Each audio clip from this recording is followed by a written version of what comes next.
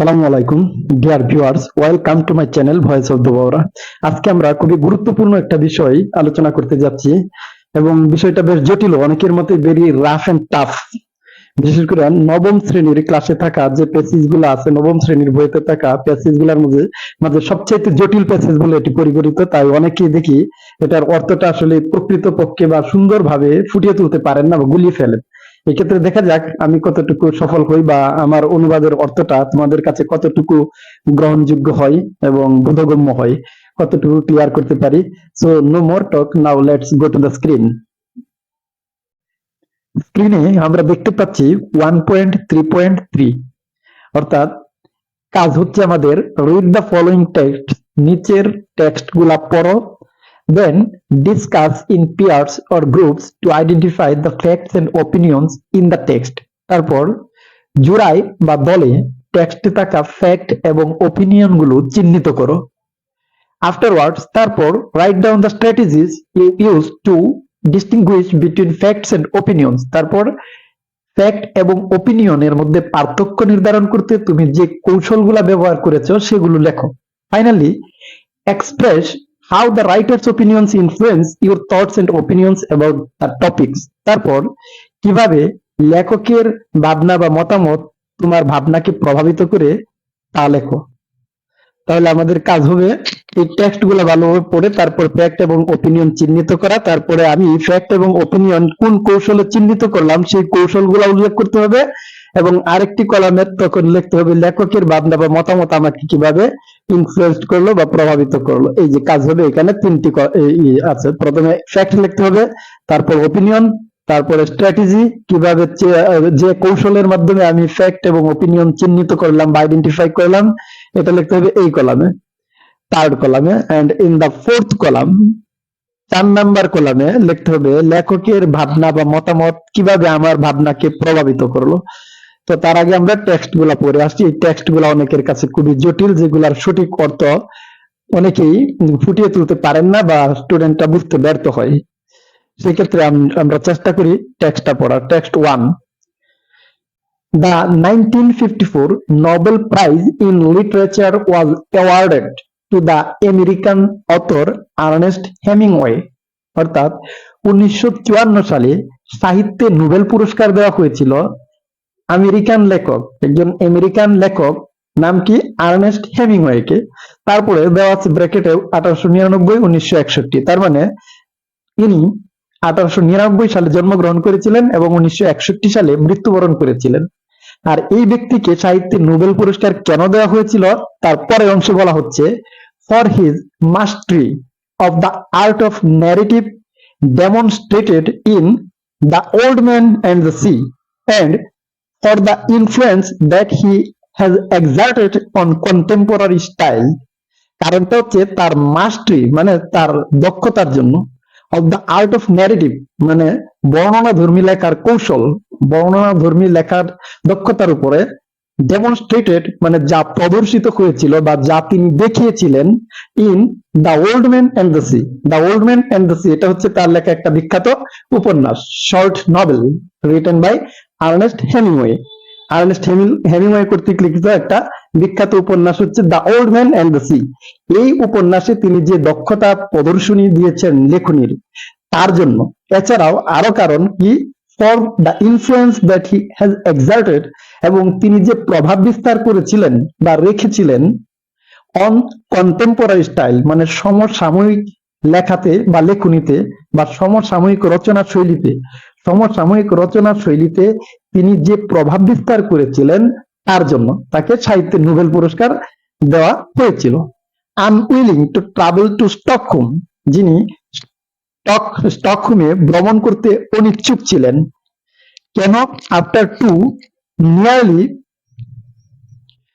Fatal plane crashes, প্রায় দুটি মারাত্মক বিমান দুর্ঘটনার পর তিনি স্টকহোমে ভ্রমণ করতে অনিচ্ছুক ছিলেন। হেমিংওয়ে আস্কড জন সি ক্যাবট, হেমিংওয়ে জন সি ক্যাবটকে আস্ক করা আমরা জানি জিজ্ঞাসা করা, তবে এখানে জিজ্ঞাসা করা না, এখানে অর্থটা হচ্ছে বলেছিলেন বা বললেন। হেমিংওয়ে জন সি ক্যাবটকে বললেন এই উনি কে C Cabot, John C Cabot হচ্ছেন the United States ambassador to Sweden at the time, অর্থাৎ ওই সময়ে সুইডেনে নিযুক্ত মার্কিন রাষ্ট্রদূত। ওই সময়ে সুইডেনে নিযুক্ত মার্কিন যুক্তরাষ্ট্রের রাষ্ট্রদূত ছিলেন উনি, জন সি ক্যাবট। তাকে তিনি বললেন to read his acceptance speech, তার স্বাগত বক্তব্যটি পড়ে শোনাতে। এখানে অনেকেই দেখলাম অনুবাদ করতে অ্যাকসেপ্টেন্স স্পিচ মানে স্বীকৃতি বক্তব্য, আসলে স্বীকৃতি বক্তব্য না, কথাটা হবে স্বাগত বক্তব্য। আর এটা কি, কোন ব্যক্তি যখন কোন বিশেষ পুরস্কারে পুরস্কৃত হন তখন তিনি তার অনুভূতি প্রকাশ করার জন্য যে বক্তব্যটা দেন সেটা হচ্ছে তার স্বাগত বক্তব্য। এছাড়াও যখন কোন ব্যক্তি নতুন কোন পদ বা পোস্ট যান অথবা নতুন কোন কার্যভার বা দায়িত্ব গ্রহণ করেন তখন তিনি প্রথমবারের মতো যে ভাষণ দেন সেটাই হচ্ছে তার স্বাগত বক্তব্য বা অ্যাকসেপ্টেন্স স্পিচ। যেমন প্রাইম মিনিস্টার বা প্রেসিডেন্ট নির্বাচিত হওয়ার পর প্রথম যে ভাষণ ওনারা দেন সেটা হচ্ছে অ্যাকসেপ্টেন্স স্পিচ। আর আর্নেস্ট হেমিংওয়ে নোবেল পুরস্কার পাওয়ার পর তিনি যে ভাষণটা দিয়েছিলেন বা তার ফিলিংস অনুভূতির প্রকাশের মাধ্যমে ফিলিং বা অনুভূতি প্রকাশ করার জন্য যে বক্তব্যটা তিনি দিয়েছিলেন সেটা হচ্ছে তার অ্যাকসেপ্টেন্স স্পিচ। এই বক্তব্যটা তিনি নোবেল পুরস্কারে পুরস্কৃত হওয়ার পর দিয়েছিলেন। তো এই অ্যাকসেপ্টেন্স স্পিচটা কেমন? This acceptance speech is considered one of the best ever. এই স্বাগত বক্তব্যটি এখন পর্যন্ত দেওয়া সবচাইতে ভালো বক্তব্যগুলোর মধ্যে বা স্বাগত বক্তব্যগুলোর মধ্যে শ্রেষ্ঠ হিসাবে বিবেচিত। এখন পর্যন্ত সবচাইতে ভালো বা শ্রেষ্ঠ স্বাগত বক্তব্যগুলোর মধ্যে একটি হিসাবে বিবেচিত। দিস ইজ হোয়াট হি রোট, এই হচ্ছে তা যা তিনি লিখেছিলেন।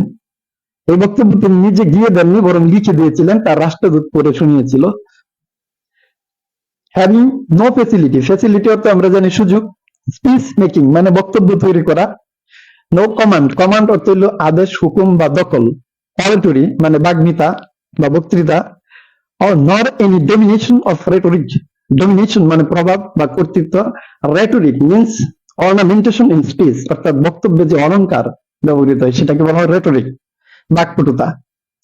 তাহলে আমরা যদি এগুলার শাব্দিক বা আক্ষরিক অনুবাদ করতে যাই, আসলে তোমরা হয়তো জানো অনুবাদ কিন্তু দুই ধরনের হয়, একটা হচ্ছে আক্ষরিক অনুবাদ আর একটা হচ্ছে ভাবানুবাদ। তো আক্ষরিক অনুবাদ না ভাবানুবাদ কোনটা করব আমরা? এই ক্ষেত্রে আসলে অনুবাদ দুই ধরনের হইলেও মূলত ভাবানুবাদটাই কিন্তু বেশি গ্রহণযোগ্য ও সৌন্দর্যমণ্ডিত, কেননা ভাবানুবাদের মাধ্যমে একটি অনুবাদের প্রকৃত মেসেজটি সুন্দর সাবলীল ভাবে ফুটিয়ে তোলা যায়, যেটা আক্ষরিক অনুবাদের মাধ্যমে সম্ভব হয় না। এবং আক্ষরিক অনুবাদ দিতে গেলে অনেক ক্ষেত্রে অনুবাদের সৌন্দর্য নষ্ট হয় এবং মূল মেসেজটা আসে না, বের হয়ে আসে না, সৌন্দর্য নষ্ট হয় ভাষার। তো আমরা যদি এটা আক্ষরিক ভাবে করতে যাই তাহলে কি হয়, আমি দুই ধরনের অনুবাদই করে দেখিয়ে দিচ্ছি। বক্তব্য দেওয়ার কোনো সুযোগ না থাকায় এবং বক্তৃতার কোনো দখল না থাকায় এবং বাকপটুতার কোনো প্রভাব বিস্তার বা ক্ষমতা না থাকায়, আই উইশ টু থ্যাংক, আমি ধন্যবাদ জানাতে চাই, the administrators of the, administrators মানে হচ্ছে প্রশাসক বা প্রশাসনিক কর্মকর্তা, তবে এখানে বোঝানো হচ্ছে কর্তৃপক্ষ, কর্তৃপক্ষকে, অফ দ্য জেনারসিটি মানে উদারতার কারণে, অফ আলফ্রেড নোবেল, আলফ্রেড নোবেলের, ফর দিস প্রাইজ এই পুরস্কারের জন্য। তো আমরা যে আক্ষরিক অনুবাদ করলাম এতে কিন্তু অনুবাদের সৌন্দর্য নষ্ট হয়ে গেল এবং অর্থটাও ভালোভাবে বোধগম্য বা পরিষ্কার হয়নি।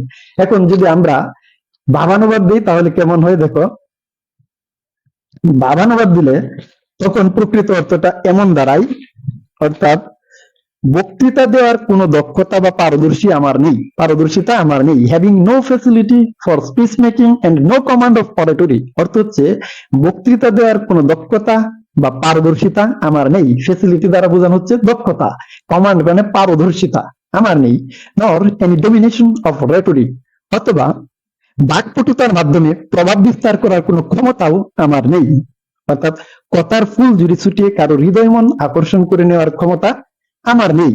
লেখক বলছেন, আমি এই পুরস্কারের জন্য আলফ্রেড নোবেলের উদারতার কারণে কর্তৃপক্ষকে ধন্যবাদ জানাতে চাই। I wish to thank the administrators, আমি কর্তৃপক্ষকে ধন্যবাদ জানাতে চাই, অফ দ্য জেনারসিটি তার উদারতার কারণে, আলফ্রেড নোবেলের, ফর দিস প্রাইজ এই পুরস্কারের জন্য। No writer who knows the great writers, তারপরে স্টেপ আমরা দেখি, no writer who knows the great writers. অর্থাৎ অনুবাদ যেমন দুই ধরনের হয়, এখানে আমাদের আরেকটা বিষয় জানা দরকার। অনুবাদ যেমন দুই ধরনের হয়, পড়াও কিন্তু দুই ধরনের হয়। একটা হচ্ছে রিডারলি রিডিং, আরেকটা হচ্ছে রাইটারলি রিডিং। রিডারলি রিডিং কোনটা? যখন পাঠকের মতো করে অর্থ বুঝে শুধু পড়ে চলে যায়, তখন সেটা হচ্ছে রিডারলি রিডিং, পাঠকের দৃষ্টিকোণ থেকে পড়া। আর রাইটারলি রিডিং হচ্ছে রাইটারের দৃষ্টিকোণ থেকে পড়া, অর্থাৎ রাইটার যে সেন্স, যে ইমোশন বা ফিলিংস নিয়ে লিখেছেন, সেই সেই সেন্স, ফিলিংস বা ইমোশন বুঝে এবং ধরে পড়তে পারার ক্ষমতা বা পড়া। তো আমরা যদি রিডারলি রিডিং না করে রাইটারলি রিডিং করি, তাহলে অর্থটা বেশি বোধগম্য হবে এবং পরিষ্কার হবে। এখানে কি বলতে চাচ্ছেন? নো রাইটার, এমন কোন লেখক নেই, হু নোজ দ্য গ্রেট রাইটার, যারা বিখ্যাত লেখকদের, যিনি বিখ্যাত লেখকদের চিনেন, who did not receive the prize, যারা এই পুরস্কার গ্রহণ করেননি, ক্যান অ্যাকসেপ্ট ইট, তারা এই পুরস্কার গ্রহণ করতে পারেন, আদার দেন উইথ হিউমিলিটি, মানে নম্রতা বা বিনয় দ্বারা, নম্রতা বা বিনয় ছাড়া আর অন্য কোনো ভাবে এই পুরস্কার তারা গ্রহণ করতে পারেন না। এটা হচ্ছে একটা আক্ষরিক অনুবাদ, যার ফলে কিন্তু এটার অর্থটা খুব বেশি সুস্পষ্ট বা বোধগম্য হয়েছে বলে আমার কাছে মনে হয়নি।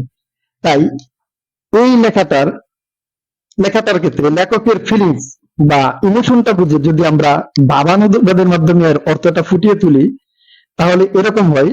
অর্থাৎ লেখক এখানে বোঝাতে চাচ্ছেন বা বলতে চাচ্ছেন, নোবেল পুরস্কারের মতো এত বড় মাপের একটি পুরস্কার পাওয়ার জন্য যে মেধা বা প্রতিভার প্রয়োজন, সেই মেধা বা প্রতিভা তার নেই। তারপরও তিনি যে পুরস্কার পেয়েছেন, সেটা তার প্রতি কর্তৃপক্ষের নম্রতা, বিনয় বা দয়া, এটাই মূলত তিনি বোঝাতে চাচ্ছেন। যে no writer who knows the great writers who did not receive the prize can accept it other than with humility. তাহলে এই পুরস্কার যারা পেয়েছেন, তারা মূলত নম্রতা বা দয়া এর মাধ্যমে পেয়েছেন। there is no need to list these writers, এই লেখকদের তালিকা করার প্রয়োজন নেই, এই লেখকদের তালিকা করার প্রয়োজন নেই। everyone here may make this own list, এখানে প্রত্যেকেই নিজেদের করে বা নিজস্ব মতো তালিকা তৈরি করবে, according to his knowledge and his conscience, তাদের জ্ঞান এবং প্রজ্ঞার সাহায্যে প্রত্যেকেই নিজস্ব জ্ঞান এবং প্রজ্ঞার সাহায্যে নিজেদের মতো তালিকা তৈরি করতে পারেন।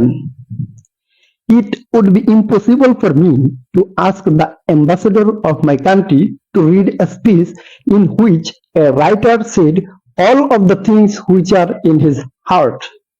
এটা আমার পক্ষে বলা অসম্ভব ছিল, আমার দেশের রাষ্ট্রদূতকে বলা অসম্ভব হবে।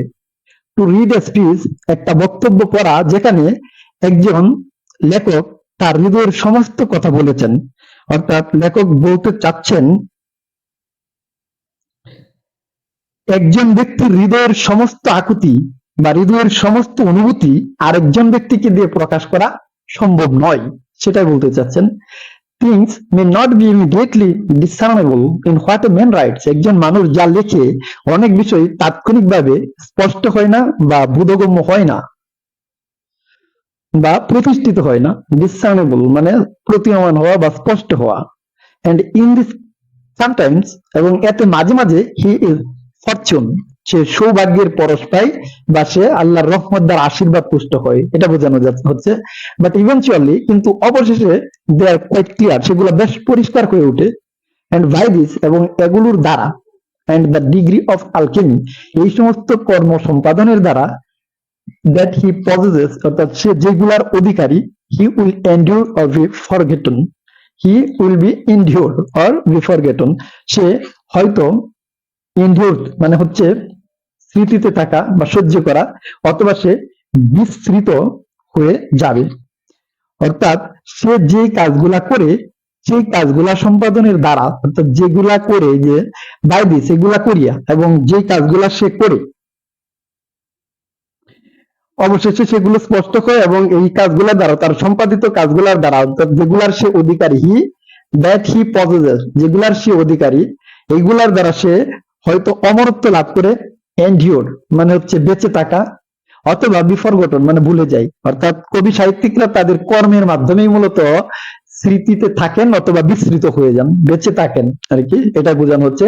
এই কর্মের ধারায় তারা এন্ডিওর মানে বেঁচে থাকেন অথবা বিস্মৃত হয়ে যান, স্মৃতির বা অতীত কালের অতল গর্ভে কেউ কেউ বিলীন হয়ে যায়, আবার কেউ কেউ মহাকাল বা যুগ যুগ ধরে বেঁচে থাকেন তাদের কর্মগুণে।